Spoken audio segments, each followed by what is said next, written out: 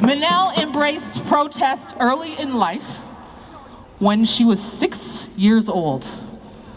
Like a child, making a difference. One day she declared that it was Children's Independence Day to her family, and she marched with a sign.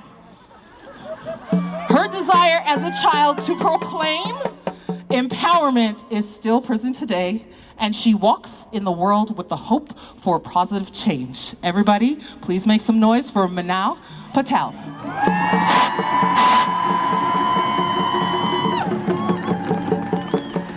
Thank you. Thank you to the organizers for inviting us. My forebears were subjects of British colonial rule in India. My great-grandfather was murdered by British spies for his work resisting British imperial rule. My family became part of the Gujarati diaspora, which led to my birth in Calgary. Although my family history is steeped in colonialism, I recognize that I am a settler here on Treaty 7 land. When I was 4, we visited India and I saw street kids my own age begging for money. So I asked my mom to please let me give that little boy some money.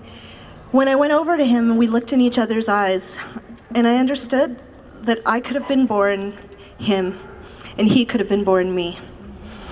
It sticks with me to this day because when I reached out to give him money, instead of a hand, it was a stump that he asked me to give him his money to. So I've always been wanting to make change.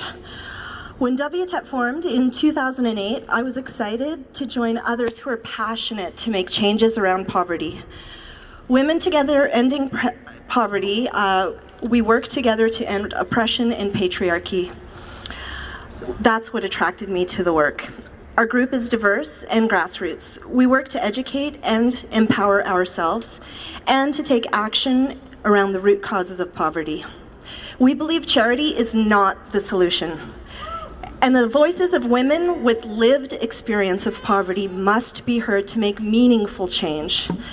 It's fitting that we started this march at Bankers Hall because we believe the concentration of wealth in the hands of a few, along with the continuing existence of classism and patriarchy, are the foundations of poverty.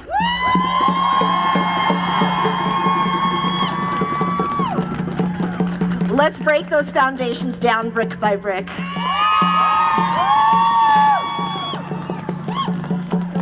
This February marks our 10th anniversary. Since we began, we worked on different issues to address inequity, like raising the minimum wage, getting rid of the flat tax, and housing issues through education, workshops, and protest.